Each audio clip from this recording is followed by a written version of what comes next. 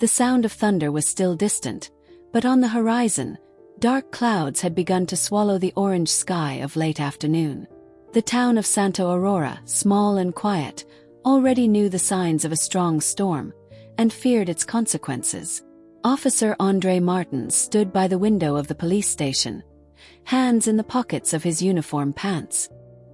He was a man of calm speech, easy smile and attentive eyes.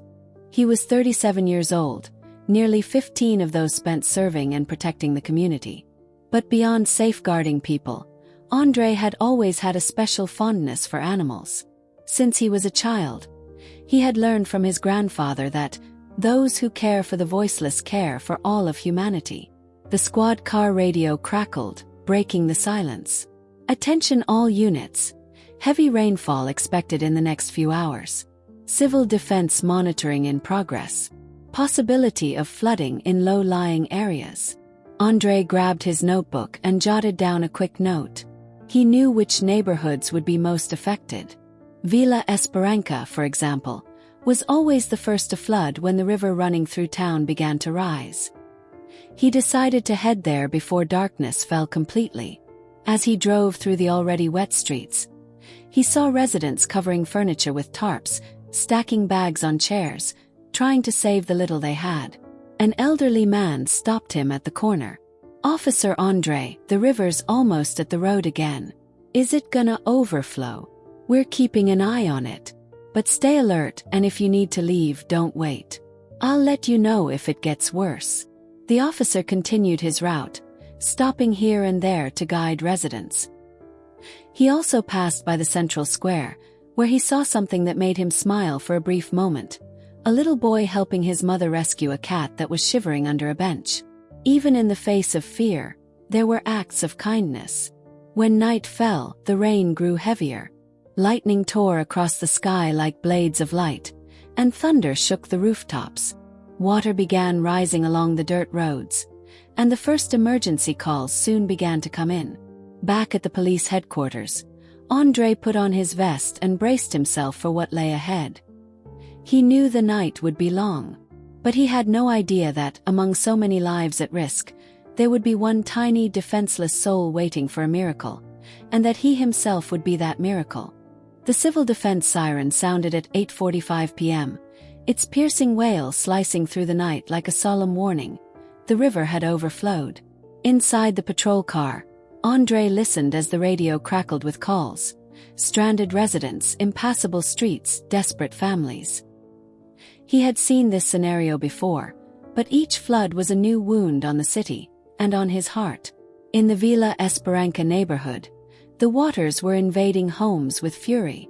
André arrived with the emergency lights illuminating the partially flooded street, where residents were running with suitcases, children in their arms, and dogs clutched to their chests. Mud was already halfway up the tires of the patrol car. "Ma'am, is there anyone else inside the house?" he asked an elderly woman being helped by her neighbors. "I don't think so. Only the neighbor's house next door is locked up. He left yesterday." While checking the empty house, an unexpected sound reached him. A faint bark, almost imperceptible, but André stopped. His instinct, sharpened by years of fieldwork, and perhaps also by his love for animals, made him listen closer. The sound came from a side street, partially submerged in muddy water. He moved forward on foot, flashlight in hand, water up to his knees. The barking came again, louder now, more desperate. Reaching the front of a modest house, he saw the door ajar, pushed open by the current.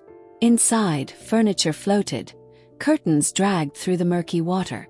And on a table in the center of the room, trembling and soaked, was a small dog with brown fur and wide, terrified eyes.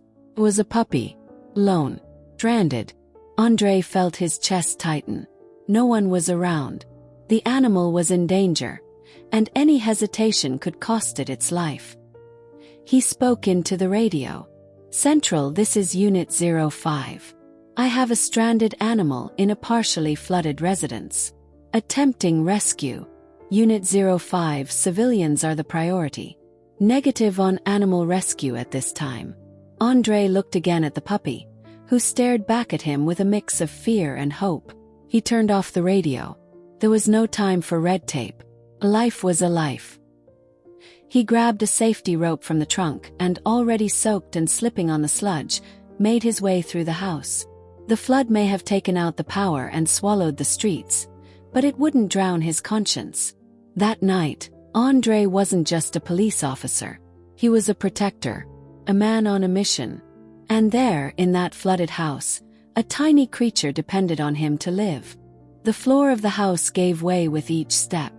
Water had already reached halfway up the walls, and André could feel his feet sinking into the mud that spread like a living wound.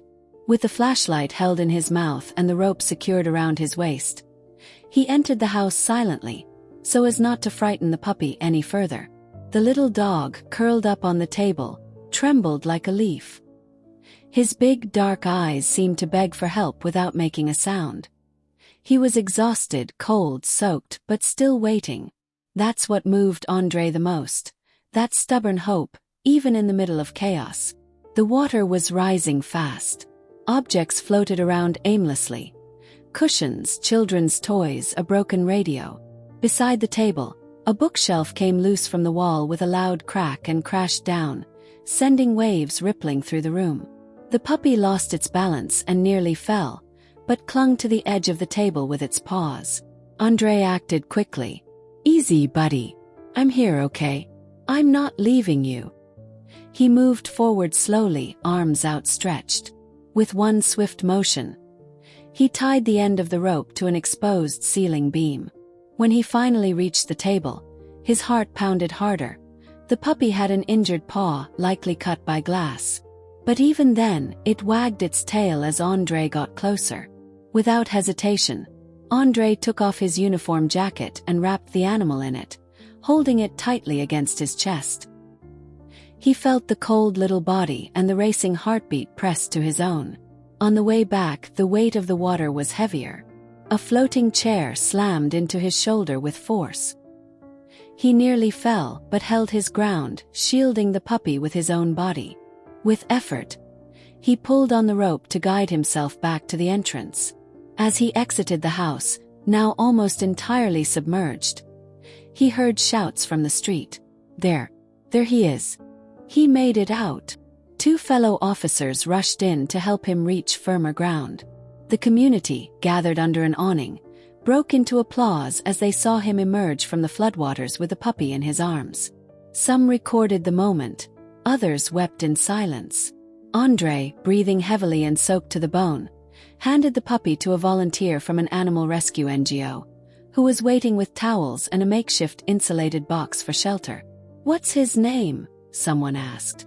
André looked at the puppy, now covered and shivering less, and answered with a faint smile. "Valente. Because only someone truly brave would wait that long for help."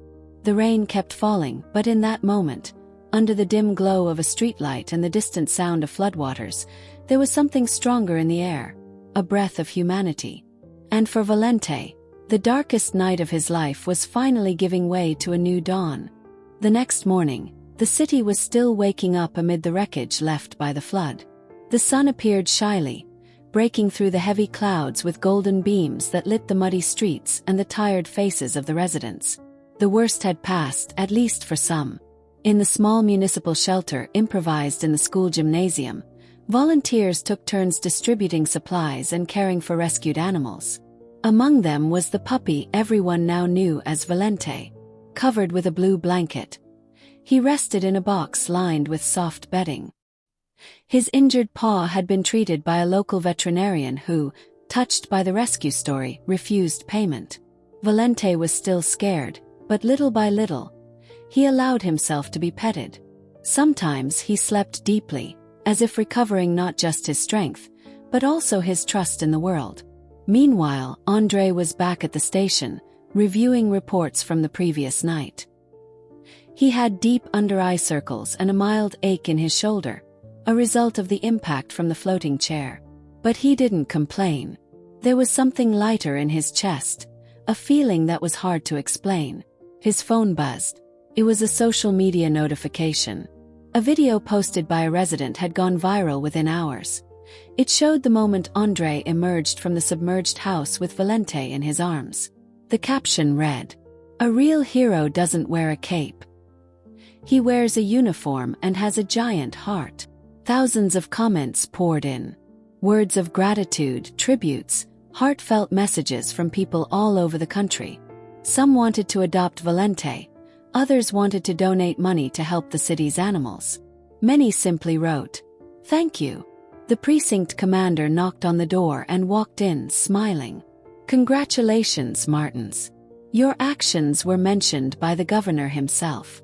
They're going to honor you at the city council next week." André, a bit embarrassed, scratched the back of his neck and said, "I just did what my heart told me to, sir. Anyone in my place would have done the same." But he knew. Not everyone would have entered that house. Not everyone would have heard that bark in the middle of the chaos. That afternoon, he went to the shelter to see Valente. A volunteer recognized him immediately and smiled wide. "He calmed down after he heard your voice on TV. I think he remembers you."